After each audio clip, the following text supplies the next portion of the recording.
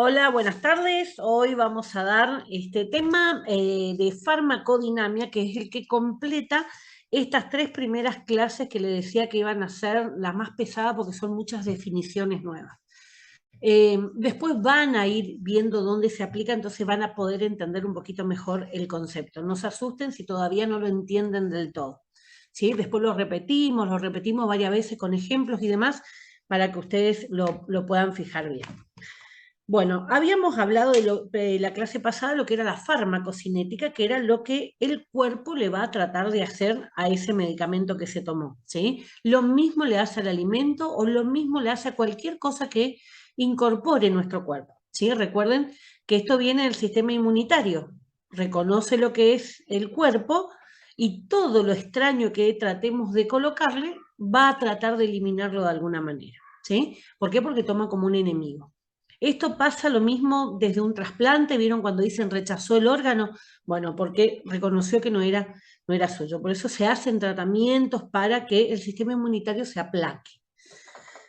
Bueno, esto no es tan problemático como eso, pero sí se va a dar siempre, cada vez que nosotros incorporamos un alimento, una toxina o algo, el cuerpo lo va a tratar de eliminar. Entonces ahora vamos a ver el otro punto de vista, ¿sí? Vamos a ponerlo en la piel del medicamento y vamos a ir viendo qué el medicamento le hace al cuerpo mientras que es atacado, ¿sí?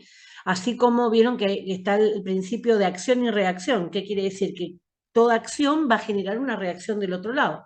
Bueno, y esto es lo mismo.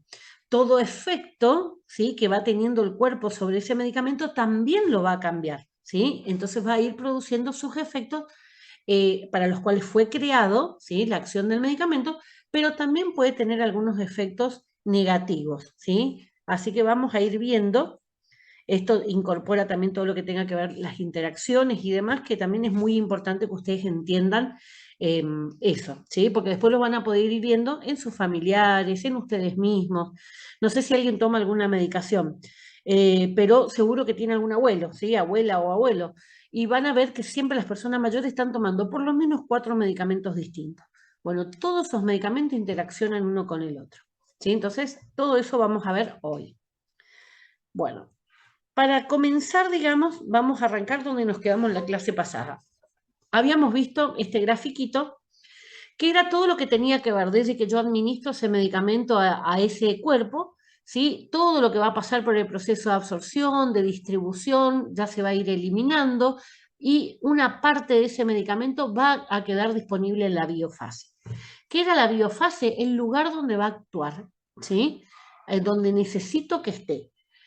Y a su vez, ahí cuando llega a esa biofase, todo eso lo vimos en farmacocinete, y cuando llega a esa biofase es donde va a empezar a tener su mecanismo de acción, o sea, cómo actúa ese medicamento. Vamos a ver que actúan de diferentes maneras. En este va a depender de la droga y del órgano que está afectando. Pero ese mecanismo de acción o esa acción que tiene el medicamento es lo que va a generar el efecto, ¿sí? Acción y efecto no es lo mismo, ¿sí? Acción es cómo lo hace, ¿sí? Y el efecto es qué hizo, ¿sí? Para que les quede un poquito más claro. La gente por ahí confunde, ¿sí?, como efecto y acción como lo mismo, pero no.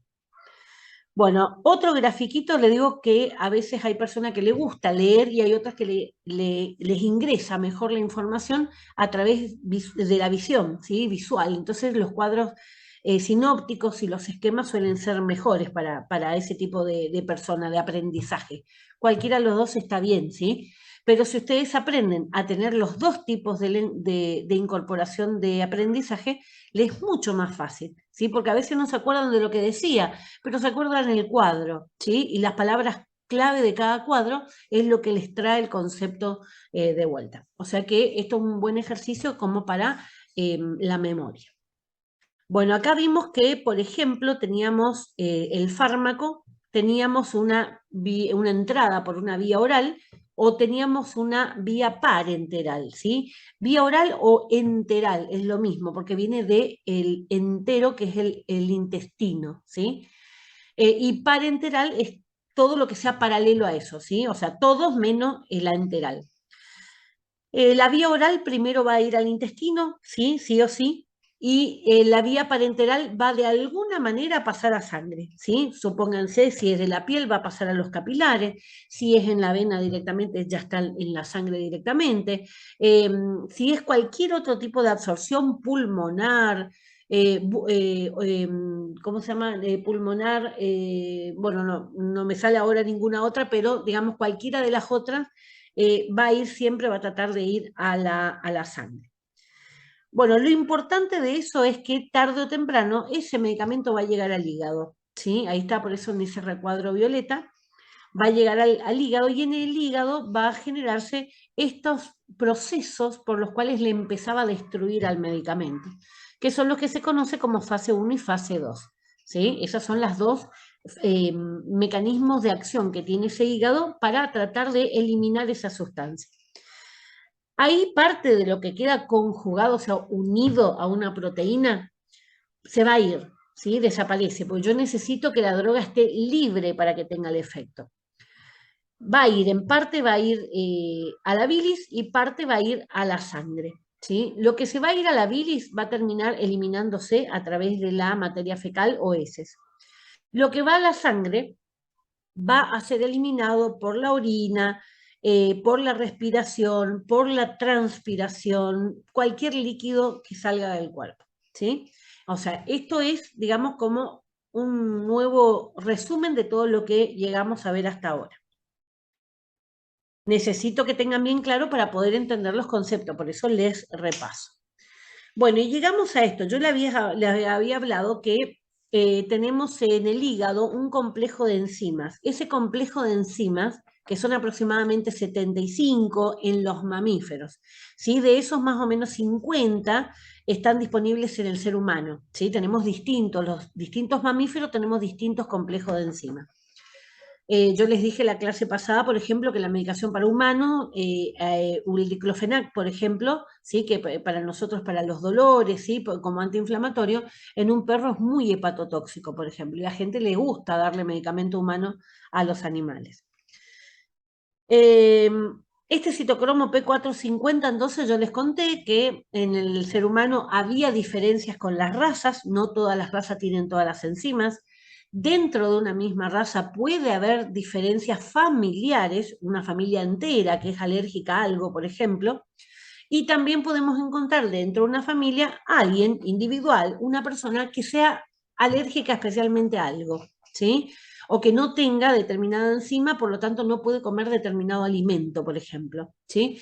No sé si les pasa a ustedes, pero hay personas que no digieren el choclo, hay personas que no digieren el tomate. ¿Cómo sabemos que no digieren? Porque va a eliminar, así como comió, va a eliminar en la materia fecal, ¿sí? No se absorbe, no se destruyó ese alimento. Así que sale el grano de choclo entero, por ejemplo.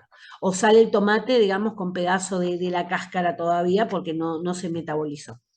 Así que esto es característico, digamos, y es lo que nos va a ir dando las diferentes acciones o efectos que van a producir los medicamentos. ¿Sí? No es lo mismo entonces decir, bueno, a mí me hizo bien, a vos te va a hacer bien también. No, porque no sé cómo está la otra persona. Bueno, esto entonces era lo que tenía que ver. Todo este citocromo son entonces las enzimas que van a tratar de destruir ese medicamento o alimento que va a ir llegando a ese hígado. ¿Por qué se llama 450? Es por la refracción de la luz ultravioleta, por eso se llama, porque se ve el espectro a esa altura. No es que hay 450 enzimas distintas, son aproximadamente 50 enzimas las que tenemos nosotros los humanos. Bueno, ¿qué van a tratar de hacer esto? Abajo en azul le dice uno de los mayores actores en la mantención de la homeostasis celular. ¿Qué es la homeostasis? El equilibrio, ¿sí? O sea, cuando ingresa, supónganse mucha sal, que sube el contenido de sodio en la célula, automáticamente se van a dar algunos mecanismos para que eso se nivele nuevamente. Entonces, estas enzimas se encargan de eso. Cuando yo incorporo demasiado ácido graso, lo va a tratar de eliminar. Cuando yo incorporo algún tóxico, lo va a tratar de eliminar, para siempre tratar de mantener ese equilibrio. O sea, la idea que un cuerpo sano es porque está en equilibrio, no homeostasis interna, ¿sí? Equilibrio interno. Bueno, con estos conceptos vamos a entrar recién en lo que es la farmacodinamia, ¿sí? Dice, es la rama de la farmacología que estudia el mecanismo de acción de los fármacos y sus efectos en el organismo. Es decir, cómo lo hace y qué produjo, ¿sí? Eso es principalmente. O sea que va a ser todo lo que la droga le va a hacer al cuerpo. Dice, los fármacos modifican las funciones fisiológicas aumentando, disminuyendo o inhibiendo los mecanismos fisiológicos existentes, pero nunca van a originar nuevas funciones. O sea, no hay una pastilla que yo tome y me salga un nuevo riñón, ¿sí? Lo que voy a poder tomar es un diurético que va a hacer que yo orine más, o puedo tomar un comprimido de algún medicamento que potencie la contracción de la vejiga y por lo tanto yo pueda retener la orina y no orinarme encima, ¿sí? O sea, no va a crearle nuevas funciones ni al riñón, ni a la vejiga, ni a ningún órgano de nuestro cuerpo.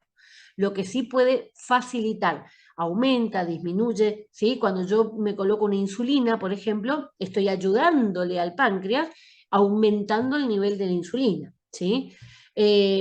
Cuando tomo alguna pastilla, supónganse, para el hipotiroidismo, tengo muy pocas hormonas de la tiroides. La tiroides es una glándula que está acá en nuestro cuello, en la base de nuestro cuello.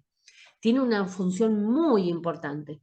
Y hay dos problemas. Una que esté demasiado alto en la cantidad de hormonas que produce y la otra que esté demasiado bajo, ¿sí? Cuando hablamos de que es demasiado bajo la concentración de la hormona, ¿sí? Que se llama levotiroxina de la droga, perdón, tiroxina, T3, T4 se llaman las dos hormonas que tiene la tiroides, eh, trae muchísimas complicaciones, sobre todo si esto se detecta o empieza a suceder, mejor dicho, cuando estamos en los primeros años de vida. Es algo bastante común en muchas personas y lo que le puede llegar a producir es un cuadro, ¿sí? Con dificultad para entender, para comprender los conceptos, hay un aumento de grasa corporal, aumento de peso, retención de agua, por lo tanto quedan gorditos, ¿sí? Se quedan petizos. Eh, y el problema principal es que a nivel cerebral, a nivel del aprendizaje, también le va a afectar, ¿sí? O sea que por ahí en la jerga le suelen decir que son los primo hermanos de los pacientes con síndrome de Down, para que ustedes tengan una idea, digamos, cómo puede repercutir simplemente que mi tiroides no fabrique la hormona. ¿Cómo lo voy a solucionar? Tomando la hormona en forma artificial. Me tomo la pastillita todos los días, ¿sí? Ahora, cuando hay mucha cantidad, eso también trae problemas, ¿sí? ¿Por qué? Porque esas hormonas van a estimular al cuerpo y empiezan a aparecer otros tipos de inconvenientes. Ahí lo que se tiene que hacer normalmente es anular la tiroides de alguna manera, quirúrgicamente, a veces con yodo radiactivo, ¿sí? Pero anularla para que baje los niveles que tiene. O sea que todo lo que yo pueda consumir va a ser para aumentar, disminuir o inhibir, frenar alguna acción fisiológica, quiere decir de natural, ¿sí? de funcionamiento de nuestro cuerpo, pero nunca va a crear algo nuevo, ¿sí? Dice, la acción de un fármaco es el proceso que se produce por la unión del fármaco a un receptor determinado, que genera un efecto farmacológico, que es el cambio fisiológico que se produce como consecuencia de la acción farmacológica. Bueno, ¿qué quiere decir esto? El medicamento va a ir a un receptor. Ya hablamos de receptores la clase pasada. Receptores son lugares específicos. Algo así como para que ustedes se imaginen los enchufes en una pared. Si yo me voy con un enchufe, ¿sí? Con este, ¿sí? Les muestro. Voy con este, yo no les puedo poner en la pared en cualquier lado. Tengo que ir a un lugar específico que es el tomacorriente. Así que este proceso tan simple también se va a dar en la situación de los medicamentos. La droga tiene que venir, y no va a poder ingresar en cualquier lugar, va a tener que ir a esos receptores específicos que necesitan que esté, digamos. Así que cuando eso ocurre, se desencadena la acción y vamos a tener el efecto, ¿sí? Siempre el efecto es consecuencia de la acción. Dice, el efecto es la respuesta del organismo a la acción del fármaco. Esto es de examen, ¿sí? ¿Qué es el efecto? ¿Qué es la acción? Bueno, y fíjense el ejemplo que le pone. Por ejemplo, un fármaco antipirético. Un fármaco antipirético es para la fiebre, ¿sí? Por ejemplo, ibuprofeno, por ejemplo, aspirineta, por ejemplo, novalgina, cualquiera, ¿sí? ¿Dónde va a actuar? Siempre actúa en el centro termorregulador. ¿Dónde están todos los centros de control? En la cabeza, en el cerebro. ¿Sí? Todos están ahí. El centro de la tos, el centro de la temperatura, el centro del vómito, el centro de las contracciones musculares, todo está en el cerebro. La gran computadora controlando todo. ¿Cuál va a ser el efecto? Va a ser que disminuya la fiebre, ¿sí? O sea, que la droga le ingresa al centro termorregulador y le indica que baje la temperatura. Recuerden que la temperatura, la fiebre, es un mecanismo de defensa del cuerpo. Entonces, ante una situación de alarma o al ingreso de alguna sustancia extraña, el cuerpo levanta la temperatura justamente para tratar de eliminar a ese invasor. Así que necesitamos actuar a nivel cerebral. Si yo quiero bajar la fiebre, no por este mecanismo del centro termorregulador, lo que me queda es enfriar el cuerpo, ¿sí? ¿Para qué? Para que al enfriar el cuerpo, la sangre que circula va a estar más fría y tarde o temprano toda la sangre va a pasar por el cerebro. Así que va a llevar su tiempo también. Por eso el tema de los baños con agua fría. ¿Cómo se hacen los baños de agua fría? Se empieza con agua caliente, ¿sí? Y a partir de ahí se va enfriando hasta que tirite la persona, no hasta que le baje la fiebre, ¿sí? Hasta que tirite la persona o el niño que se está haciendo, ¿sí? Recién ahí se lo saca. Bueno, mecanismo de acción entonces, vamos a ver. Dice, los fármacos actúan modificando procesos celulares, ¿sí? Lo van a estimular o lo van a inhibir. Estimular es aumentar, inhibir es frenar. Mecanismos de acción específicos. Dentro de esto dice, el fármaco se une de forma específica a receptores celulares, se unen formando un complejo fármaco-receptor que es el que desencadena el efecto. Bueno, ¿qué es esto? En estos casos, digamos, se va a unir a sitios especiales. Por ejemplo, receptor nicotínico, ¿sí? Cuando yo fumo, esa nicotina se va a adherir a estos receptores nicotínicos y va a producir los efectos que normalmente tiene el cigarrillo. Por un lado va a ser broncoconstricción, ¿sí? Por otro lado va a ser vasoconstricción en general, todos los vasos se comprimen. Por otro lado voy a tener, porque hay receptores en todas partes, ¿sí? Voy a tener relax, voy a tener aumento de la memoria. Por eso el que fuma está pensando, ¿sí? Son siempre, digamos, que usan como el cigarrillo como una herramienta más como para relajarse, disfrutar y demás. Cuando ya estamos hablando de receptores que tienen que ver más con la conducta, hablamos de esa necesidad de fumar, ¿sí? Aquel que sí o sí necesita fumar y se va a ir afuera, va a ir a cualquier lugar ahora que no le dejan fumar en sitios cerrados, ¿sí? Pero todo eso tiene que ver justamente con un receptor específico. Cuando hablamos de mecanismos de acción inespecíficos, o sea, no hay algo puntual, dice, son acciones farmacológicas que no se ejercen sobre estructuras específicas, sino por mecanismos físicos o químicos sobre las células donde actúan. O sea que acá no voy a tener lugar de enchufe, ¿sí? Pero sí van a ocurrir procesos que tienen que ver con la física o con la química que van a hacer que estas células puedan actuar, ¿sí? O puedan tener algún tipo de relación con esa droga. Dice, la formación del complejo fármaco-receptor puede producir dos tipos de respuesta. ¿Estimula o inhibe? Dice, añadiendo a la respuesta que genera esta interacción, existen dos tipos de fármacos. O sea, teniendo en cuenta eso, tengo dos tipos de fármacos, agonistas o antagonistas. Agonistas, regla mnemotécnica, hago lo mismo, ¿sí? No se escribe igual, pero para que ustedes recuerden, ¿sí? Agonista, hago lo mismo. O sea que una droga agonista al receptor nicotínico se va a unir, yo no estoy fumando, estoy tomando un comprimido, y la droga se va a unir, ¿sí? Y me va a producir exactamente los mismos efectos, ¿sí? Solo que no va a tener los efectos dañinos, ¿sí? Por ejemplo, en la parte cardíaca, por ejemplo, en la parte de adicción.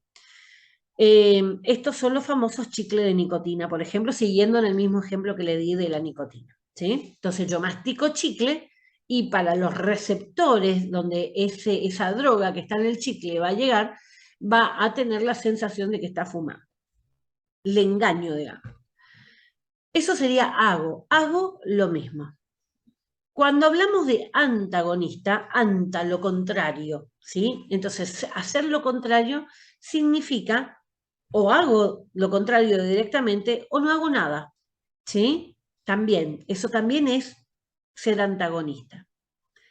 Dice, es aquel fármaco que al unirse a un receptor no genera respuesta, inhibe al receptor y evita la unión de otras moléculas agonistas. ¿Qué quiere decir? Se une él y no deja que la otra droga venga y se una. Recuerden que compiten. Cuando yo tomo más de un medicamento, van a ir a competir por los mismos receptores o van a ir a competir por las mismas proteínas, ¿sí? Del hígado. Entonces, el que lucha, el que tiene más fuerza gana, ¿sí? El que tiene una unión con ese receptor más fuerte gana.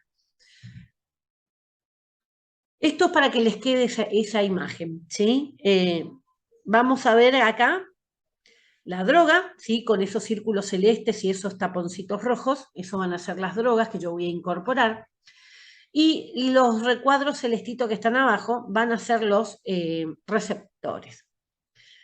Si yo solamente uso agonistas, o sea que hacen lo mismo que ese receptor, voy a tener un efecto máximo, porque lo va a potenciar, ¿sí? Me voy al otro extremo. Si yo solamente uso antagonistas, lo que va a hacer es producir efecto nulo, porque me va a bloquear todo, ¿sí? Se tapona, listo, no funciona más.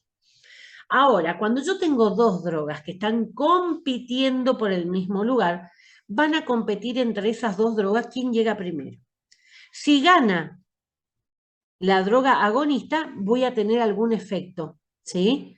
Si gana la antagonista, el efecto va a ser menor, ¿sí? Entonces voy a tener un efecto mínimo, ¿sí? Entonces, máximo cuando estamos hablando solo agonistas, o sea que está potenciado, nulo cuando estamos hablando de antagonistas, ¿sí? O sea que no hace nada, y un mínimo cuando estamos hablando de que compiten agonistas y antagonistas por el mismo lugar. Vamos a tener efectos, dijimos, ¿sí? Podemos tener un efecto máximo o un efecto mínimo. Ese efecto, y esto también es de examen, este efecto puede ser de distintas maneras, ¿sí? Por ejemplo, podemos encontrar que sea un efecto terapéutico. ¿Qué es un efecto terapéutico? El efecto que yo quiero, para eso tomé el medicamento, ¿sí? O el efecto que produce ese medicamento de por sí. A veces, en la terapéutica, o sea, el médico en el tratamiento, puede llegar a necesitar el efecto secundario o efecto terciario de una droga, no su efecto primario, ¿sí? Por ejemplo, cuando se le da a un paciente una aspirineta, a un paciente cardíaco, una aspirineta, el principal efecto de la aspirineta es un antiinflamatorio, pero en el paciente cardíaco no necesito un antiinflamatorio. Lo que se va a buscar en ese caso es el tercer efecto que tiene la aspirineta, porque la aspirineta es un analgésico, un antitérmico y un antiagregante plaquetario. ¿Qué quiere decir? Que deja que la sangre esté más líquida, ¿sí? Entonces yo, fíjense, necesito ese tercer efecto que tiene el medicamento y no un antiinflamatorio. Si yo necesitara como un antiinflamatorio, necesitaría grandes dosis, ¿sí? Porque la aspirina no es un antiinflamatorio muy fuerte. En cambio, como yo necesito como antiagregante, voy a ocupar mínimas cantidades. Por eso la aspirina para aquellos pacientes cardíacos es la aspirina 100, ¿sí? 100 miligramos. Es lo mismo que una aspirineta para los chicos, ¿sí? O sea que un efecto antiinflamatorio no va a producir. Bueno, así que este efecto terapéutico es el efecto que yo quiero, el efecto que yo estoy buscando, el primario de los medicamentos, ¿sí? ¿Qué efecto es el efecto indeseable? Es el que yo no quiero y me pasó igual, ¿sí? En cualquier efecto, recuerden que cuando se corta vuelven a entrar al mismo enlace. En cualquier efecto no deseado que aparece con la dosis terapéutica. A veces son llamados efectos colaterales, a veces son llamados efectos secundarios. O sea que es un efecto que yo no busqué.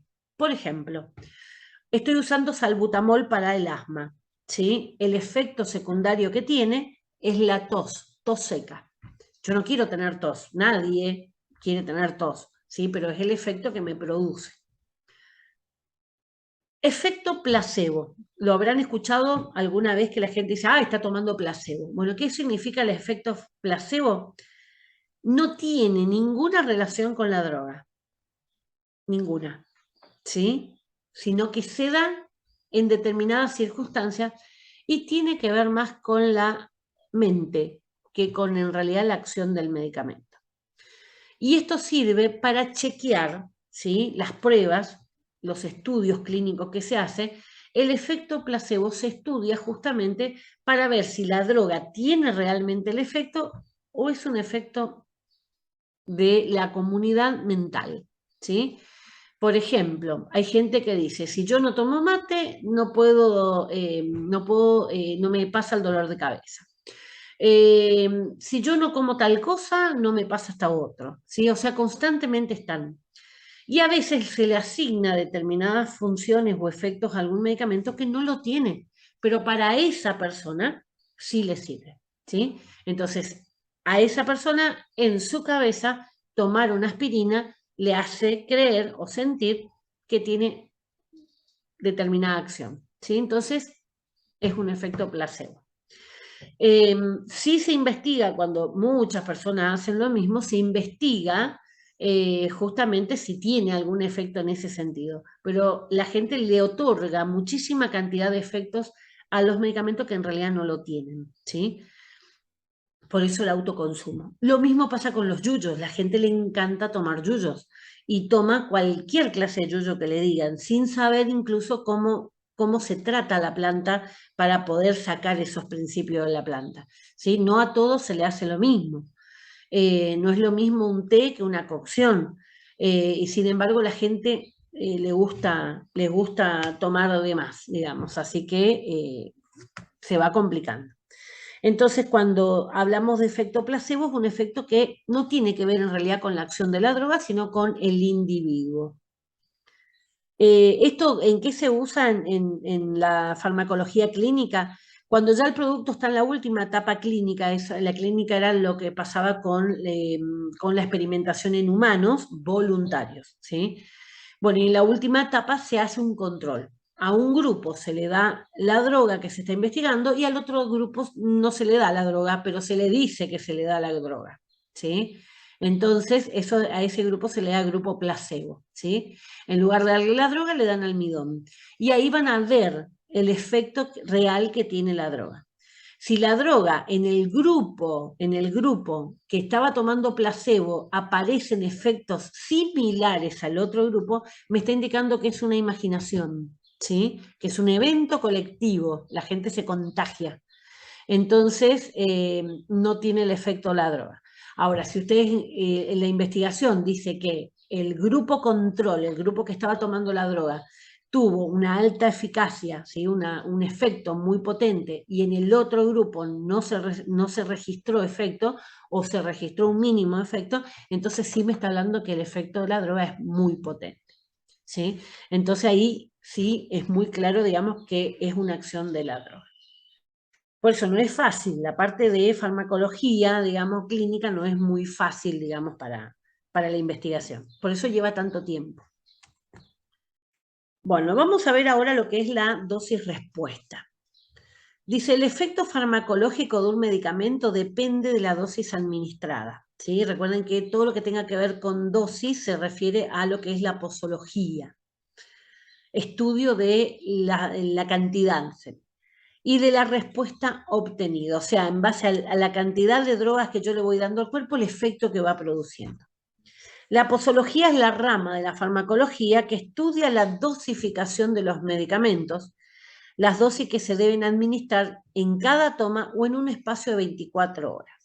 No es la misma dosis que dosis diaria, ¿sí? Eso tienen que tenerlo bien claro, por eso me suelen responder mal en el examen.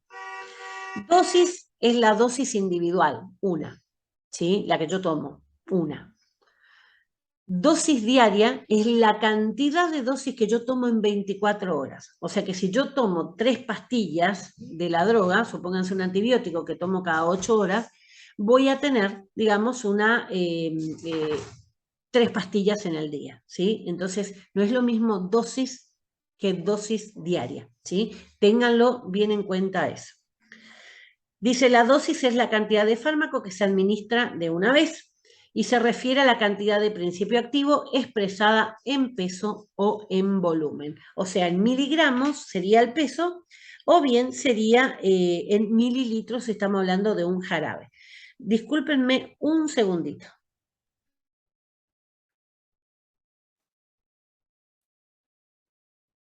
A ver, porque me estaba llamando mi marido. Jorge, llamale a Lemi que se despierta, está durmiendo. Bueno, vamos a ver un poquito los gráficos, ¿sí? Bueno, ¿qué quiere decir esto? Acá tenemos un gráfico, si alguna vez vieron en matemática que tenían esto de para qué me sirven los puntos de las coordenadas, las X con las Y, ¿sí? Que normalmente en matemática tiene, llamala a Lemi, tiene, digamos, bastante conflicto de lo que sea para entenderlo.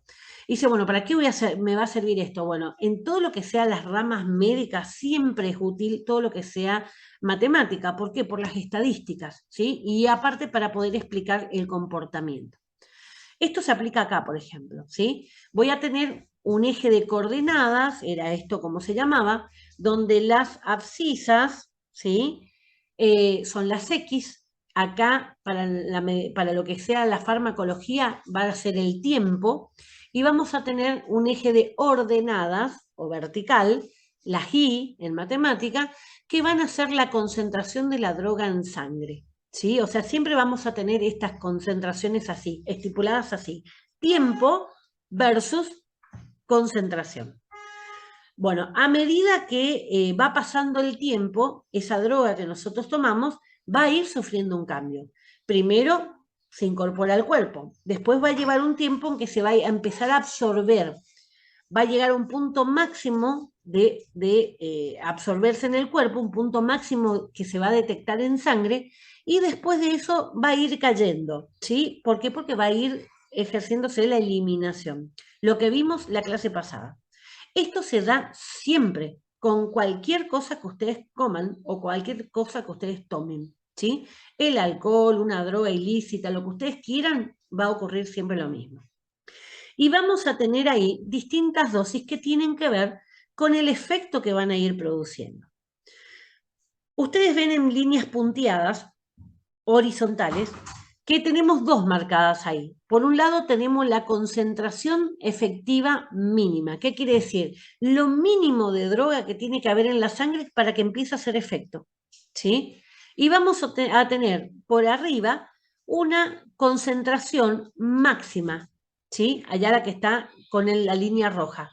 Una concentración máxima. ¿Qué quiere decir eso? Que en ese rango, y esto se llama ventana terapéutica, y esto yo le voy a insistir mucho, ¿sí? Porque en varios temas vamos a tocar lo mismo, esa ventana terapéutica, ¿qué quiere decir? Por debajo no me sirve, y por arriba de la ventana es tóxica o me puede matar, ¿sí? Entonces la ventana terapéutica es la que a mí me sirve, para mí es útil. Entonces tengo que tratar de ajustar el medicamento a esa ventana. Bueno, tenemos acá Dosis ineficaz. No sirve. Cuando tomamos comprimido a dosis que no nos sirven, cuando cortamos un tratamiento, ¿sí? Toda esa la concentración va a quedar siempre por debajo de esa mínima, entonces no me sirve. Vamos a tener un efecto mínimo cuando empieza a registrarse el efecto, ¿sí? Normalmente, ¿qué se le dice? Tomate la pastilla, dentro de 20 minutos va a empezar a hacer el efecto. Bueno, ese 20 minutos que pasó es esa curva que empieza a levantarse, ¿sí? Hasta que se empieza a notar el efecto. La punta de mi curva es la máxima dosis, ¿sí? Es lo máximo que va a alcanzar. Bueno, eso entonces el pico de la curva, estamos hablando de la dosis máxima que va a tener la concentración de la droga en mi cuerpo. A partir de esa concentración, si yo sigo incorporando más droga cuando no necesito, ¿sí? Sigo incorporando droga, voy a llegar a una dosis tóxica en la que pueden empezar a aparecer algunos efectos. Puede haber vómitos, puede haber alguna reacción alérgica, algún brote alérgico, ¿sí? Cualquier cosa fuera de lo común. Pero si yo sigo con eso, puedo llegar a tener una dosis mortal. Todos los medicamentos tienen dosis tóxica y tienen dosis mortal. Lo que pasa es que hay algunos medicamentos que tienen muy amplia la ventana terapéutica y yo tendría que tomar cajas de aspirina como para morirme por una intoxicación por aspirina. ¿Se entiende? Y hay otras drogas que tienen la ventana terapéutica muy pequeña en la que sí me puede llegar a matar con poca cantidad.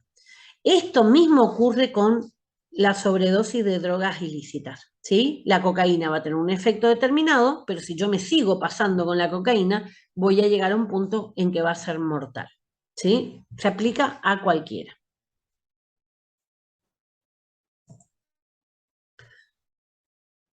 La misma curva, la misma idea, tiempo en la horizontal, en la vertical tenemos concentración y acá vamos a tener distintas vías de administración. Vamos a ver vías de administración más puntualmente, ¿sí? Pero acá están los conceptos generales. En la primera, en la línea rosada, empieza arriba. ¿Por qué empieza arriba? Porque es la intravenosa. Acá no hay absorción, directamente puse en vena todo el medicamento, o sea que tengo 100%, arranca arriba y solamente se va a ir eliminando, ¿sí? En la segunda, en la verdecita, tenemos la intramuscular. La intramuscular sí se tiene que absorber, porque está en el músculo y tiene que empezar a pasar a los vasos sanguíneos que están cerca. Por lo tanto, tiene una tardanza, ¿sí? Para iniciar y va a tener un pico menor. ¿Por qué? Porque siempre se pierde en la absorción parte de esa droga. La azul, estamos hablando de la subcutánea, ¿sí? También tiene que absorberse y pasar a los vasos sanguíneos, pero es más lenta, por eso va a tardar más en empezar a subir y va a ser un pico un poco más chato, no tan puntiagudo, hace un pico más chato, ¿por qué? Porque a medida que se va absorbiendo también ya se empieza a eliminar.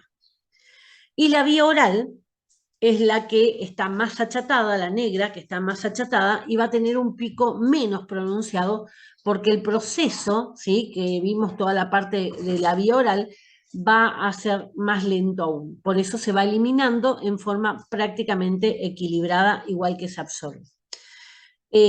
Siempre cuanto más achatada es, menos tóxica, ¿sí? Es la única ventaja, pero siempre las que son más fuertes, más potentes, son más utilizados en lo que sea emergencia, ¿sí? Yo no tengo tiempo de esperar que un comprimido pase por todo ese proceso que vimos la clase pasada.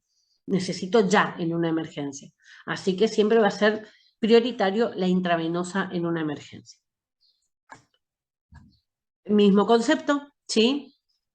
En el primer gráfico que vemos a la izquierda de la pantalla está el mismo que vimos recién con los dibujitos, ¿sí? Tenemos la vía intravenosa, la vía intramuscular, la vía oral, y ahí la compara la vía rectal. La vía rectal es un poco inferior a lo que es el efecto de la vía oral y sirve para aquellos pacientes que no pueden, por algún motivo, no pueden incorporar vía oral el medicamento, ¿sí? Se suele usar también, por ejemplo, supositorios de antiinflamatorios para aquellos pacientes que están postrados y demás. ¿Por qué? Porque no pasa por el hígado, entonces se absorbe mejor. En el gráfico de la derecha tenemos dentro de lo que sea por vía oral, fíjense, la solución que hace el pico mucho más rápido, más pronunciado también. ¿Por qué? Porque no se tiene que desintegrar, ¿sí? Ya está disuelto, solamente se tiene que diluir en los jugos del cuerpo. La cápsula tiene una forma de preparación, digamos, que está cubierta por una gelatina que fácilmente se desarma, así que es más fácil de absorber. Y por último están los comprimidos, porque los comprimidos sí van a tener esa dificultad. El proceso de producción de los comprimidos hace que primero requiera que se rompan y que eso lleva más tiempo. Mientras que tarda más, los efectos van bajando porque ya parte se va a ir eliminando.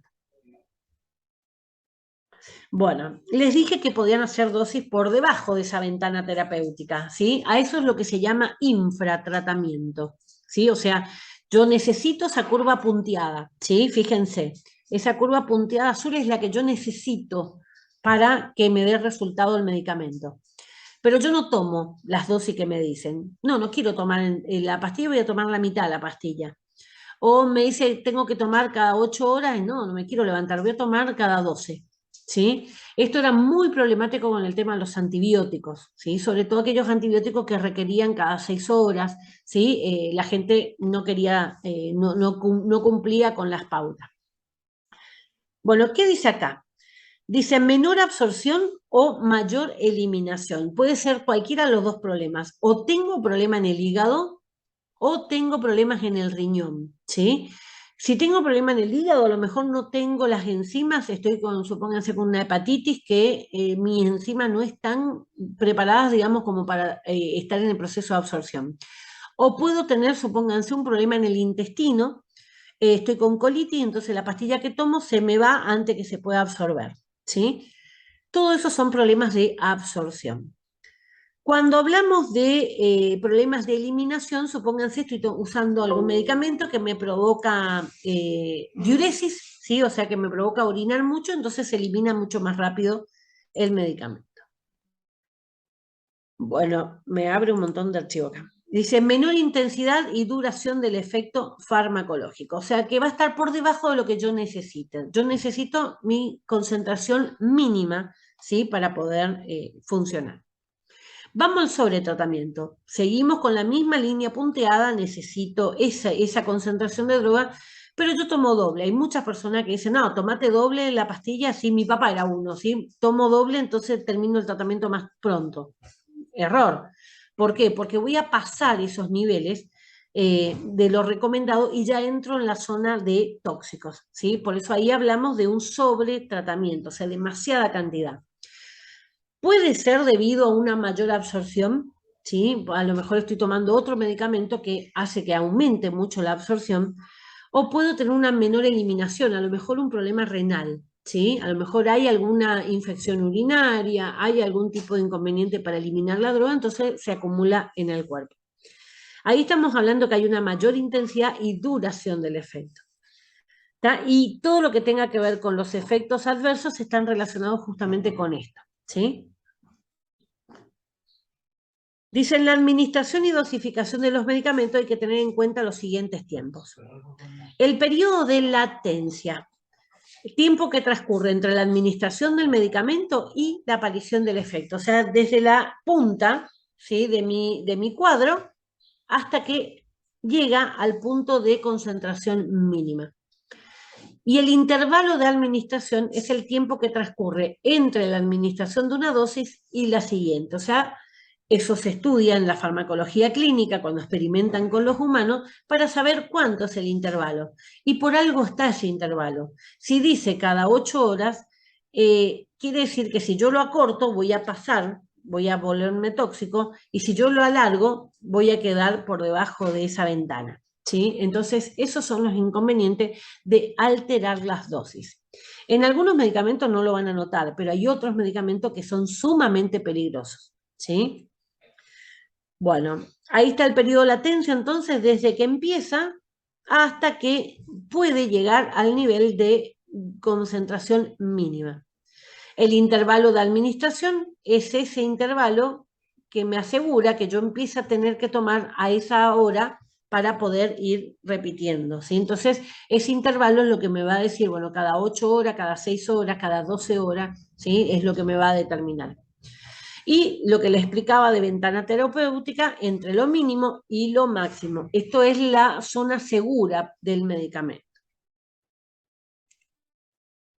Para que ustedes tengan una idea, estos son los gráficos, las áreas bajo la curva se llama, es el mismo gráfico, digamos, que veníamos viendo, de distintas insulinas. Todas van a tener el mismo efecto, pero como son de distinta preparación cada una, van a tener distintas tiempos, ¿sí? Recuerden, la latencia era lo que tardaba desde que se administraba hasta que pensaba el efecto, y vamos a tener también el tiempo que dura. Fíjense que una insulina rápida actúa rápido porque es para emergencia, pero dura poco tiempo, ¿sí? Abajo está expresado en horas. Seguimos lo mismo, siempre horizontal, horas, y vertical, concentración. Acción corta regular va a tardar un poquito más, pero va a durar más tiempo, dura 8 horas. Cuando hablamos de acción intermedia, prácticamente tarda más de 1 hora o casi 2 horas en poder tener el efecto, ¿sí? Empezar a registrar el efecto, pero tiene una duración de casi 24 horas. Y las de acción prolongada, que son las ultra lentas, van a tardar como 5 horas en hacer el efecto, capaz más, y van a durar más de un día, ¿sí? Entonces, ¿cuál es la idea? Una persona diabética estable va a usar esta ultra prolongada. Cuando una persona diabética es inestable, o sea que su glucosa sube y baja, va a necesitar las correctivas, que son las de acción rápida. O sea, todas actúan de la misma manera, ¿sí? Pero van a tener tiempos distintos porque están fabricados de distinta manera. Bueno, díganme si no se entiende. Llegamos así a lo que son las reacciones adversas a los medicamentos. Hay varios conceptos o formas de decir lo mismo, digamos. Dice, una reacción adversa a medicamentos, RAM son las siglas con las que se conoce, es todo efecto nocivo que un medicamento ocasiona, que no es deseado por el médico que lo prescribió y que se presentan pacientes que lo han recibido en dosis administradas con fines terapéuticos, profilácticos o diagnósticos. Esto es muy importante en el concepto. ¿Por qué? Porque si yo me sobremedico, voy a tener efectos tóxicos, pero no es una reacción adversa, ¿sí? Una reacción adversa es con la dosis recomendada, ¿sí? A mí me hace mal, ¿sí? Eso sería la reacción adversa. Somos todos distintos, tenemos citocromos P450 distintos, así que vamos a tener reacciones distintas a los medicamentos. Algo que me cae bien a mí, a lo mejor a ustedes le cae mal.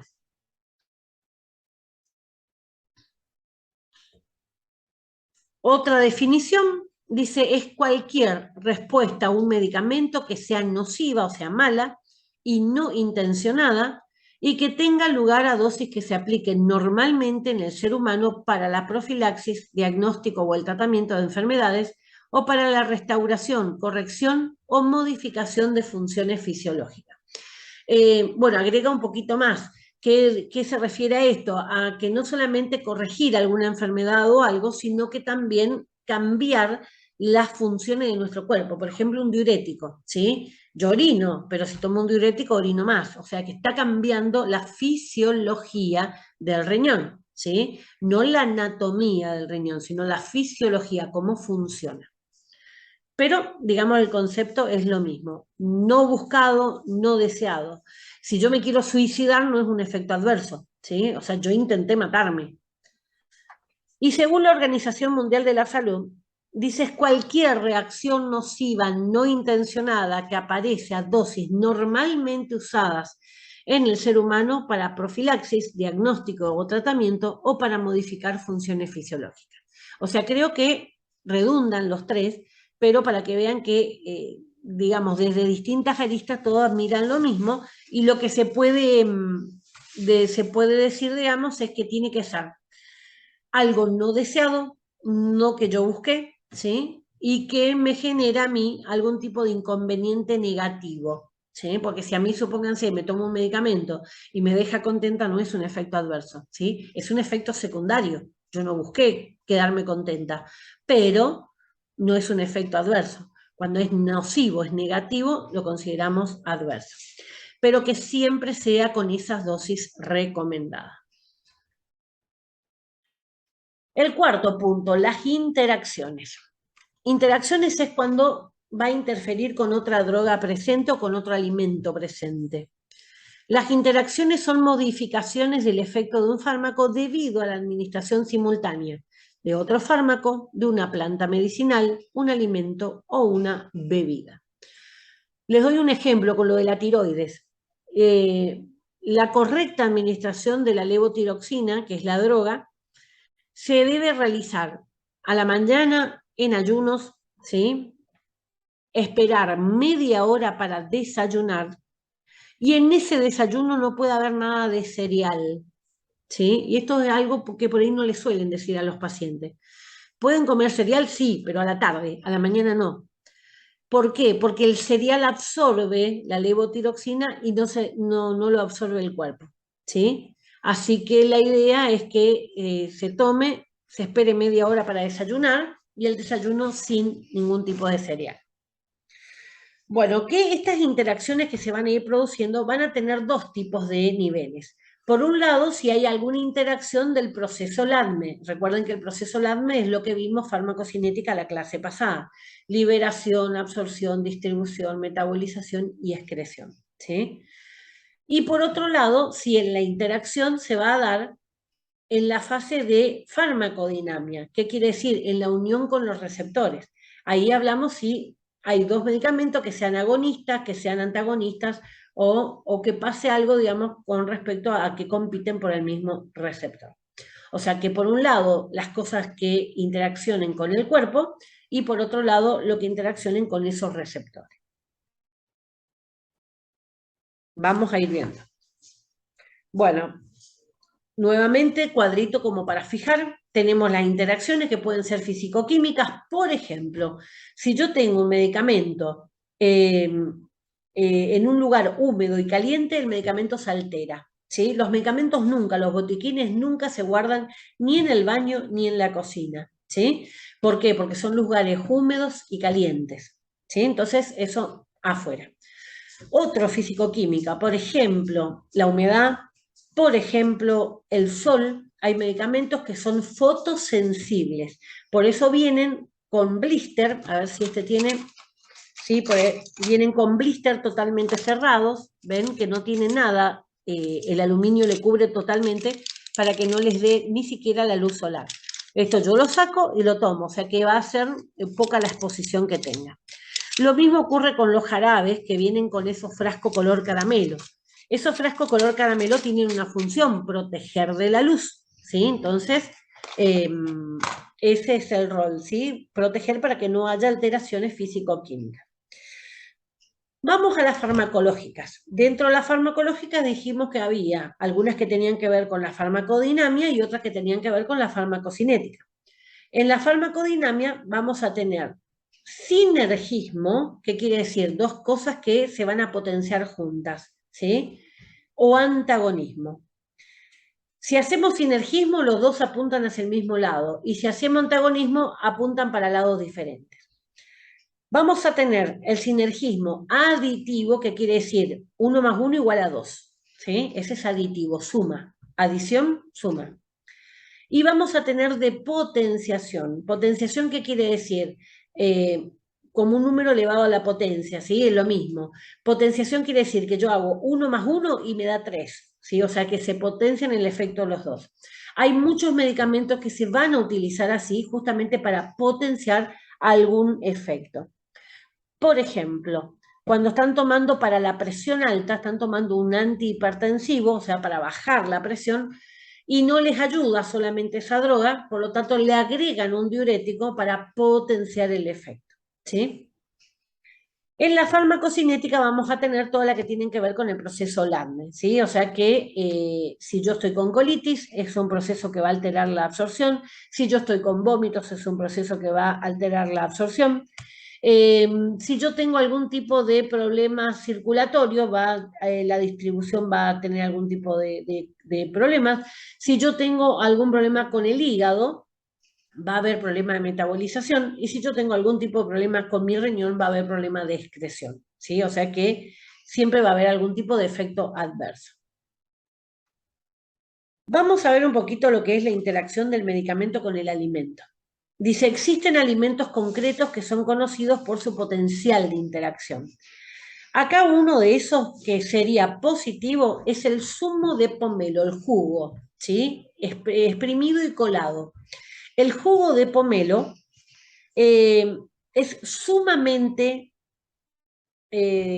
digamos, como adhesivo a las proteínas, ¿sí? O sea que cuando tomamos un medicamento con el zumo de pomelo, lo que se hace es que las proteínas de este citocromo P450 se unan al pomelo, ¿sí? Y dejan todo el medicamento libre. Por lo tanto, potencia el efecto de cualquier medicamento que tomen, ¿sí? ¿Cuál es el problema? Que sean niveles tóxicos. Siempre recuerden eso. Con mayor concentración, mayor riesgo del efecto tóxico. Vamos a la sal, por ejemplo. Dice, su consumo o el alimento ricos en sal, como por ejemplo son los fiambres, puede afectar a medicamentos diuréticos o para el tratamiento de la hipertensión o la hipotensión.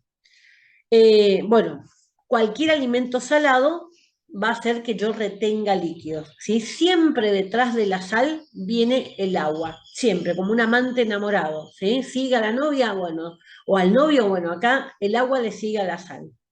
Entonces, si yo incorporo muchos alimentos con sal, el agua se retiene. Y cuando yo retengo agua, puedo tener edemas, puedo tener hipertensión, ¿sí? Se agravan los cuadros cardiológicos. Por lo tanto, si yo estoy en un tratamiento para bajar la presión, tengo que reducir la sal para que el agua pueda salir de mi cuerpo.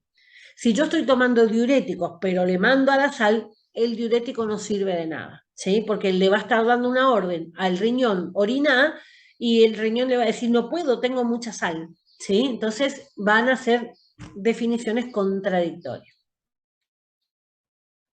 Tenemos alimentos que van a modificar el pH, ¿sí?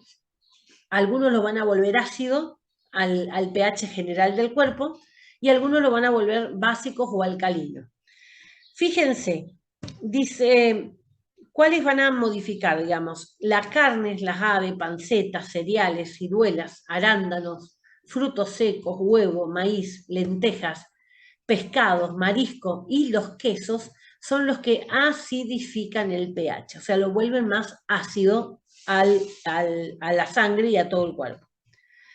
La leche, las frutas, excepto las ciruelas y los arándanos, las almendras, las castañas, el coco, las verduras y legumbres, excepto la lenteja, ¿sí? Que están en el otro grupo, van a hacer que se alcalinice más la sangre.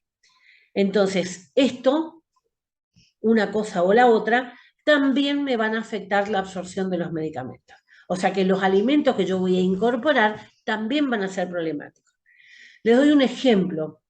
Yo tomo anticoagulantes, ¿sí?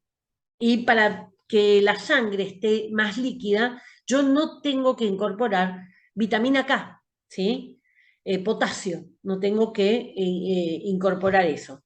Bueno, si yo como mucha banana, si yo como mucho repollo, ¿sí? Son dos de los alimentos que más hacen que mi sangre coagule. Entonces lo tengo que comer para incorporar un nutriente, pero no en forma periódica, porque en mi caso es problemático, ¿sí? Interacciona con la medicación que tomo. Bueno, así que ven que todo en realidad va a ir ejerciendo un efecto sobre el otro. La leche y los productos ricos en calcio, como los quesos, dice, pueden tener un efecto muy importante en los tratamientos con algunos antibióticos. Hay algunos antibióticos que no se pueden tomar con leche, ¿sí? O sea que en los chicos pequeños que toman mucha leche sería imposible darles. Así que bueno, va a depender también de qué tipo de medicamento sea.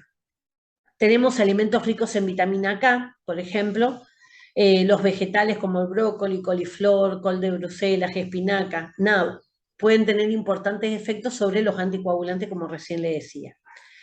Otros productos como el aguacate o el ajo también pueden producir efectos en los medicamentos anticoagulantes, pero esto potencian. En lugar de disminuir el efecto, le van a potenciar. Bueno, a estos alimentos que dice ahí rico en potasio, agréguenle la banana, que es la principal, y el repollo. Alimentos ricos en tiramina, la vitamina B1 se llama tiramina. Por ejemplo, los quesos fermentados, el pescado, el queso fermentado es el queso azul, ¿sí? El queso Roquefort. Pescados en escabeche, ahumados, vino tinto, chocolate, plátanos, pueden producir subidas de la tensión arterial en pacientes que son tratados con algunos antihipertensivos. El alcohol, los complementos alimenticios o las hierbas y plantas medicinales también tienen interacción y la gente por ahí no le cuenta al médico todos los yuyos que toma.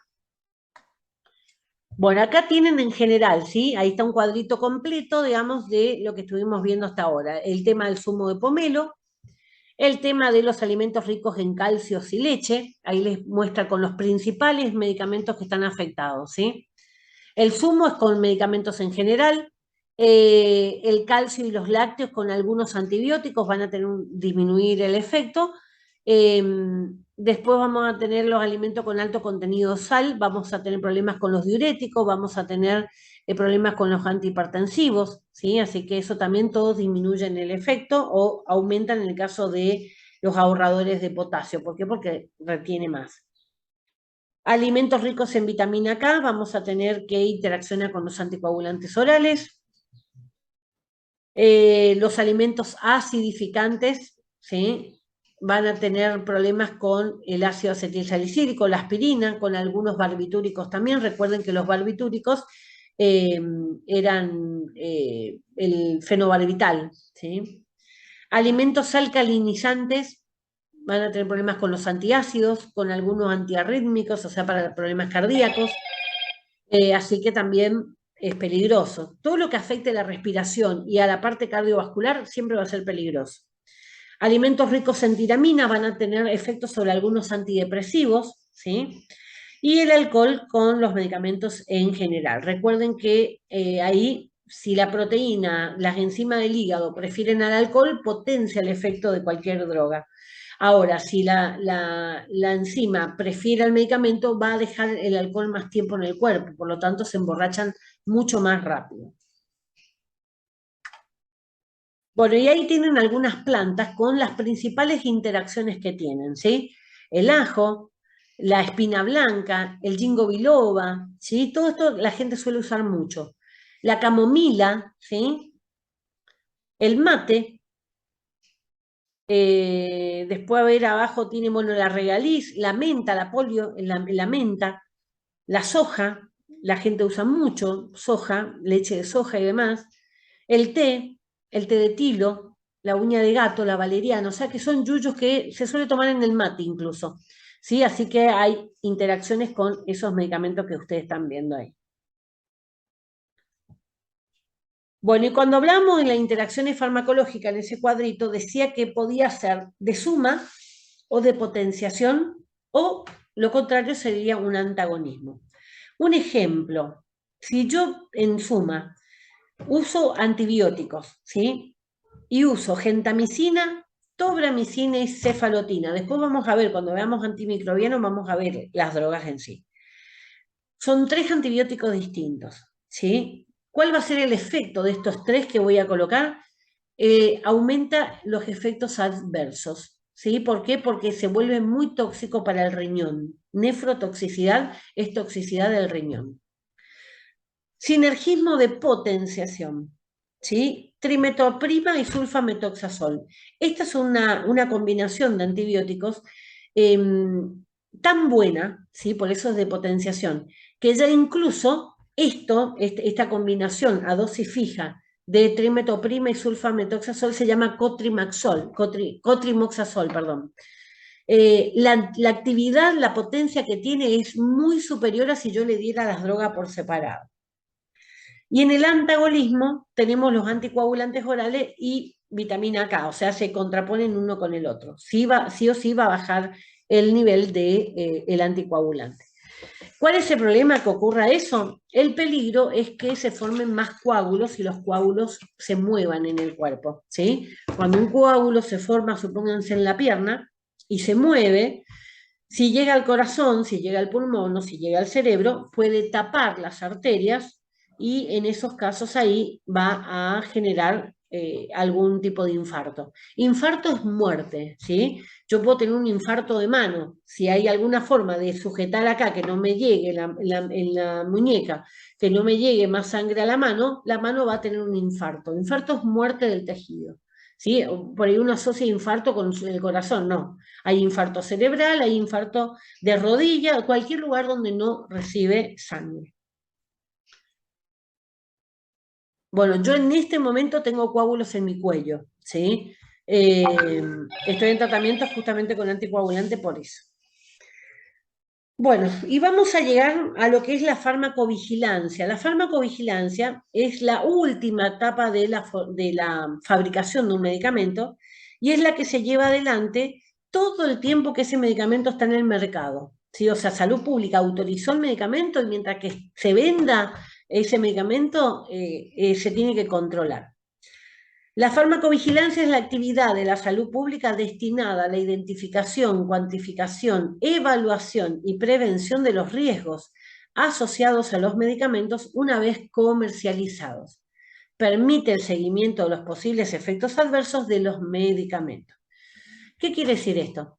Cuando se está haciendo los estudios, siempre se va a tratar con humanos voluntarios sanos, pero cuando sale al mercado la droga, van a empezar a utilizar esa droga gente que tiene enfermedades, ¿sí? Entonces tienen que ver cómo sigue el efecto de ese medicamento ante la presencia, supónganse, de una hipertensión, ante la presencia de una diabetes, ante la presencia de un problema de coagulación como el mío, ¿sí? O sea que el efecto va a tener un efecto distinto. Así que eso es lo que se sigue buscando, investigando, y si llegara a aparecer algún efecto tóxico que hasta ese momento no se encontró, es retirado del mercado. Esto ha ocurrido mucho. Y de hecho, el medicamento talidomida, no sé si creo que no les conté a ustedes, pero el efecto de la talidomida era un medicamento que en la década del 60, 1960, en esa década, se crea, digamos, para los vómitos. Era una droga tan buena, suprimía totalmente los vómitos. Entonces, ¿quiénes son sin estar enfermas, quiénes son las que más usan, digamos, medicamento para los vómitos? Las embarazadas. ¿Sí? Hay embarazadas que van a vomitar durante los 9 meses, hay algunas que los primeros 3 meses pues para, ¿sí? Pero bueno, va a depender. Pero en aquellos casos donde no paraba el vómito, y eso también es peligroso porque la mamá se deshidrata, pierde el nutriente, el bebé también sufre, así que se buscaba siempre la forma de darle algún medicamento. Aparece esta talidomida y era maravillosa, así que le empezaron los médicos a darle a las embarazadas en forma masiva. ¿Qué pasó? No había todavía ecografías disponibles en todo lugar, se esperaba el momento del parto para saber el sexo y demás. Cuando empezaron a nacer esos chicos, nacían con una patología que se llama focomilia, y es que nacen con los brazos, las piernas sin formar. ¿Sí? Ustedes pueden buscar en internet y hay muchísimos casos. Hay muchos casos que son oradores, ¿sí? O sea, que son gente que cuenta su experiencia, cómo salieron adelante en la vida, son estimuladores, digamos, para distintos grupos así sociales y demás. Eh, entonces, ¿qué hicieron? Retiraron del mercado. ¿Se dejó de fabricar? No. Se sigue fabricando porque sigue siendo el medicamento para los vómitos más potentes. Pero ahora se vigila a quién se les da. No se puede dar a una mujer embarazada, y la mujer que por algún motivo de cáncer tenga que usar esta medicación tiene que tener una medida de anticoncepción segura, ¿sí? Puesto el DIU, inyectable, alguna forma para asegurarse que no se embarace. Pero sigue utilizándose hasta hoy, pero con una farmacovigilancia especial. Bueno, acá vamos a tener factores que pueden modificar la acción de ese fármaco. Vamos a tener los fisiológicos, ¿Qué quiere decir? La edad, a medida que vamos quedando viejos, vamos teniendo menor capacidad para metabolizar los medicamentos. Un embarazo cambia totalmente la fisiología de la mujer. El sexo, hay drogas que van a actuar diferentes, digamos, porque interaccionan con las hormonas sexuales. La temperatura, ¿sí? Alteran los medicamentos. Si yo guardo los medicamentos en el calor, el peso de la persona, la dieta, porque ya vimos las interacciones con los alimentos, y también va a depender de la hora del día. No es lo mismo tomar su medicamento a la mañana que a la noche, ¿sí? Entonces, cuando están indicados a la mañana o con determinada cantidad de tiempo, antes o después de la comida, es importante que se lo cumpla. Vamos a tener también factores patológicos. ¿Qué quiere decir? Si hay una insuficiencia renal, el riñón no puede eliminar todo el tóxico. Si hay una insuficiencia hepática, el hígado no puede metabolizar la droga. Y si hay una insuficiencia cardíaca, ¿qué quiere decir? No la puede distribuir en el cuerpo, ¿sí? O sea que son las tres patas de la silla que voy a necesitar. Podemos hablar también de factores genéticos, ahí ya estamos hablando más específico. Puede haber presencia o ausencia de determinadas enzimas en ese citocromo P450, por lo tanto a mí me hacen alérgica a algo específico. Tenemos los psicológicos también, ¿sí? Factores psicológicos. El efecto placebo, que ya les expliqué, que es de la cabeza de la persona, ¿sí? Si ella cree que eso le hace bien, le hace bien. Esto se usa mucho también en los pacientes terminales, ¿sí? Y tiene que ver también incluso hasta con otras terapias alternativas. Hay gente que está convencida que el Reiki le genera un efecto determinado y hay otra persona que dice, no, una pavada. O sea, va a depender de la cabeza, del pensamiento y la apertura, así que tenga. Pero normalmente, digamos, cualquier tipo de actividad que te relaje, hace que el sistema inmunitario aumente y eso hace que uno pueda enfrentar mejor, incluso anímicamente, cualquier enfermedad. O sea que por un lado o por el otro, digamos que termina ayudando. La aprensión, ¿qué es la aprensión? Un estado de ansiedad extremo, ¿sí? Me duele el pecho, no puedo respirar, ¿sí? Es la persona que está histérica y a lo mejor no sabe ni por qué. Y después están las creencias populares, ¿sí? Que ya hablamos también un poquito. La gente cree lo que quiere creer y a veces eso es más potente. Una oración, una bendición, un agua bendita o algo, por un aceite de algo, ¿sí? Que está bendecido, tiene el efecto que por ahí un medicamento no le puede dar. La oración de una madre dice que es sumamente importante para los bebés, así que todo tiene que ver con eso. Y lo que tengan que ver con los farmacológicos son justamente las interacciones que se dan de los medicamentos que veníamos viendo y también tiene que ver con la vía de administración, como vimos. Después tenemos una clase exclusiva de vía de administración. Bueno, la farmacovigilancia, entonces, la rama de la farmacología que permite el seguimiento de los posibles efectos adversos de los medicamentos, teniendo como objetivo la identificación, cuantificación, evaluación y prevención de los riesgos asociados al uso de los medicamentos una vez comercializados, lo que les expliqué hace un ratito. Bueno, acá están las fases que yo les hablaba de las fases de la elaboración de un medicamento. Esto lleva años, ¿sí? Ahora vimos con la vacuna que era todo acelerado, pero normalmente no es así, ¿sí? No son procesos que se van a dar en 1 año o 2 años. Estos son normalmente procesos de muchos años. Lo primero que se hace es lo que muestra ahí en azul, el descubrimiento.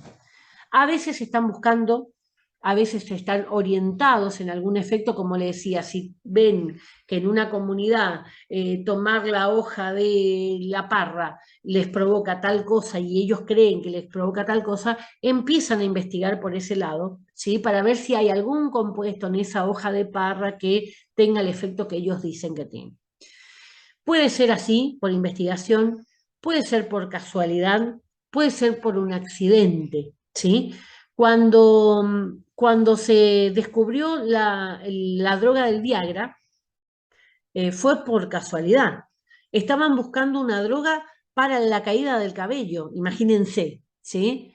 En la caída, alopecia se llama, la pérdida del cabello. La alopecia normalmente se da más en los hombres que en las mujeres. Hay mujeres peladas también.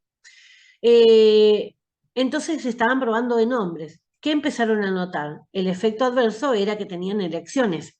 Entonces, bueno, cuando vieron pelado o con erección, vamos por la erección y se convirtió en la droga número 1 del mundo, ¿sí? Bueno, les contaba con respecto al Viagra, al sildenafil. Viagra es la marca comercial en Estados Unidos, acá no se llama así. Pero se popularizó, digamos, como Viagra. Cuando vieron eso, avanzaron la investigación hacia ese lado. Se considera, digamos, como uno de los inventos más importantes del siglo XX, así que para que tengan una idea de lo importante que fue.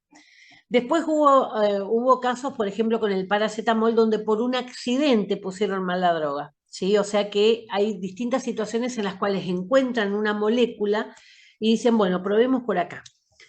En la fase 1, y todo ese tiempo, digamos, también se van a experimentar en animales, ¿sí? Eso ya les había dicho, lastimosamente es así porque no se puede experimentar directamente con humanos sin saber los efectos básicos tóxicos que puede llegar a tener. Una vez que pasaron la fase de los animales, van a entrar en la fase clínica. La fase clínica tiene 3, ¿sí? Fase 1, 2 y 3. Cuando se pasa a esa fase clínica, se trabaja con humanos voluntarios, ¿sí? Y ahí lo que se hace, lo primero es ver si tiene efectos o no, ¿sí? Ver si los datos de seguridad, de tolerancia, ¿qué quiere decir? Si mata o no mata, ¿sí? O sea, seguridad es eso. Después se van a ver en la fase 2 con un mayor número de pacientes, se van a ir viendo la dosis, ¿sí? ¿Cuál es la mejor dosis recomendada? Y en la fase 3 se van a ver si es efectivo realmente, con esto que le decía de los grupos control, un grupo al que se le da la droga y al otro grupo que se le da placebo, para ver si realmente tiene un efecto. Cuando está cumplida estas 3 fases, se pide la aprobación por la autoridad sanitaria, en nuestro caso es el ANMAT, y ahí lo que se hace es registrar todo lo que tenga que ver, todo lo que ustedes ven en el prospecto incluso está aprobado por el ANMAT. Una vez que es aprobado y sale al mercado, empieza lo que decíamos la fase 4 o farmacovigilancia, que es controlar todo el tiempo a ese medicamento. Ya falta poco. Bueno, en el ANMAT ustedes tienen la posibilidad, si ustedes presentan algún efecto no esperado, ¿sí? A veces están escritos en los prospectos y a veces no, ¿sí? Porque es un nuevo efecto. Ustedes tienen disponibles, ¿sí? En el ANMAT pueden ingresar y pueden buscar la hoja de farmacovigilancia. Es una hoja de notificación, no es denuncia, una notificación anónima, ¿sí? Lo único que hay diferencia si lo va a rellenar un profesional de salud o lo va a rellenar el paciente, porque ahí se utiliza otro, digamos, ¿sí? En este caso que ustedes están viendo en la pantalla es para profesionales de salud, médico, enfermero, farmacéutico, cualquiera. ¿Por qué? Porque va a interpretar lo que dice ahí. Entonces se rellena, se pone todos los datos, toda la información necesaria y se puede enviar al ANMAT. Yo hice con respecto al anticoagulante que tomaba porque me caía el pelo, ¿sí? Y busqué la información, decía que rara vez produce caída de cabello. Entonces, bueno, notifiqué que yo tenía. ¿Cuál es una de las principales condiciones que tiene que haber? Que cuando se registra el efecto adverso, se retira el medicamento y el efecto adverso cesa. Y si intenta dar nuevamente el medicamento, el efecto adverso vuelve. Eso es prioritario, ¿sí? Para poder probarlo. Así que notifiqué y se ve que fuimos varios los que notificamos porque cambió el prospecto y dice ahora frecuentemente aparece.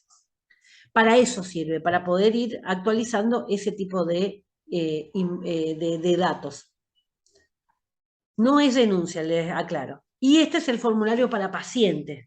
Tiene más de marcar, ¿sí? No tanto escribir, sino que tiene más como para marcar sí, no, esas preguntas más orientativas. Les repito, no va nombre, no va nada, ¿sí? Sino que simplemente es para informar algún efecto adverso que se tenga. Bueno, si estamos preocupados por algo que tenga, ¿sí? Podemos revisar el prospecto. Acá no tengo ningún prospecto como para mostrarles. Después vamos a ver, ¿sí? Prospecto cuando veamos atención farmacéutica. ¿Qué podemos hacer? Podemos revisar el prospecto. En el prospecto lo que está no puede ser mentira, ¿sí? Eso es por regla. Hay algunos laboratorios que no ponen todo, pero lo que está es cierto. Ustedes van a encontrar que hay medicamentos que tienen prospectos enormes, ¿sí? Y bueno, la idea es que lo que está registrado ahí es como un aviso. Cuidado, vieron que las cajitas de los cigarrillos viene y dice fumar hace daño para la salud. Bueno, en los prospectos están todos los efectos adversos. Entonces ustedes no le pueden decir al laboratorio, te hago juicio porque se me cayó el pelo. No, está ahí, dice. Entonces esto sirve mucho y el prospecto está dirigido al paciente, ¿sí? No es una herramienta del médico, es para que el paciente pueda consultar. Lo que sí cambió desde lo que fue el siglo XX al siglo XXI, cambió mucho en la terminología. Antes los prospectos eran más sencillos y eran más entendibles. Ahora vienen con una terminología que muchas veces es para médicos exclusivamente, entonces es muy difícil que el paciente lo entienda. Pero eso ya escapa, digamos, porque el laboratorio lo puso. Si usted no lo entiende, un problema suyo sería, digamos, el dilema que tienen. El otro aspecto que también se puede hacer, si no entendí el prospecto, por ejemplo, hablar con un médico, consultar con el farmacéutico, ¿sí? Que sea de confianza, para justamente explicarle, bueno, esto me pasó. Les contaba, mi papá, por ejemplo, era asmático, se nebulizaba con salbutamol y cuando se pasaba con las gotas, porque no tenía paciencia, ¿sí? Así que a veces en lugar de contar las 40 gotas que tenía que ponerse en el nebulizador, apretaba y salía un chorro. Bueno, ¿qué le pasaba después? Tenía el corazón, que era una taquicardia solo, y le temblaban las manos. ¿Sí? Entonces me decía, me tiemblan las manos. ¿Te nebulizaste? Sí. ¿Cuántas gotas le pusiste? No sé porque apreté el... Bueno, y sí, es un efecto adverso. Lo bueno es que pasa enseguida, ¿sí? Entonces eso a veces, al tranquilizar al paciente, ¿sí? Es más fácil que hable y se va a eliminar por el aliento. Ningún medicamento está completamente libre de producir reacciones adversas, pero el beneficio que se obtiene con el medicamento supera siempre sus riesgos potenciales. Para eso se usa, si siempre lo negativo es mayor que lo positivo, no se usa, ¿sí? Muchas reacciones adversas son poco comunes. En general, la mayoría de las personas que utilizan un medicamento no experimentan ninguna reacción adversa. Incluso las reacciones adversas que se describen como comunes ocurren solo en un pequeño porcentaje de las personas que utilizan el medicamento. ¿Por qué? Porque dice que es frecuente en ese grupo que se estudió, ¿sí? Pero cuando se sale al mercado y no está, la cantidad de gente es muy superior, entonces en lugar de ser frecuente pasa a ser algo muy rara, de muy rara ocurrencia. ¿Qué tienen que reforzar? Y con esto se termina, ¿sí? ¿Qué conceptos tienen que tener bien claro acá? ¿Qué es la farmacodinamia? ¿Qué relación hay entre la acción y el efecto? ¿Sí? ¿Cómo pueden ser esos efectos? Todos esos son preguntas de examen, ¿sí? ¿Qué es una RAM, reacción adversa a los medicamentos? ¿Y qué es la farmacovigilancia? ¿Sí? Estos son los conceptos que tienen que tener muy, muy claritos. Después lo otro vamos a ir siempre viendo, con cada uno de los temas vamos a ir repasando parte de esto. Bueno, sé que es un poquito largo, ¿sí? Así que mírenlos tranquilo, después analicen el material tranquilo para poder comprender. Si tienen dudas, ¿sí? No duden en preguntarme, mandarme un mensajito y yo contesto en el grupo, ¿sí? A lo mejor la duda sea de varios. Bueno, estamos entonces, no tienen ninguna pregunta, lo que dimos ya de las clases pasadas, ¿tienen algo para preguntar, alguna duda? La clase que viene vamos a tener prescripción, vamos a meternos un poquito en el rol de médico y vamos a analizar las recetas, ¿sí? Y la siguiente clase, cuando veamos formas farmacéuticas, esa va a ser presencial, ¿sí? Porque yo les llevo medicamentos a la clase. Así que esa necesitamos sí o sí que sea presencial. ¿Estamos entonces? Si hay Sí, algún profe. problema, si estamos por ahí en algún problema de, no sé, me ha pasado, ¿sí? Que justo el día que teníamos presencial había tormenta. No hay problema, la podemos cambiar, doy el otro tema y después damos, cuando podamos hacer presencial, damos el otro. O sea, siempre que sean los 6 temas del primer parcial, el orden, digamos, no, yo no tengo problema en cambiar. Bueno, estamos entonces, prometo que esta es la última más aburrida. La próxima clase van a ver que no es tan fácil la receta médica, pero que es mucho más entretenido para estudiar, ¿sí? O sea que acá se terminó la tortura de las definiciones. ¿Estamos? Bueno, cualquier cosa me avisan, ¿sí? Nos vemos. Nos vemos, profe, gracias. Chao, mi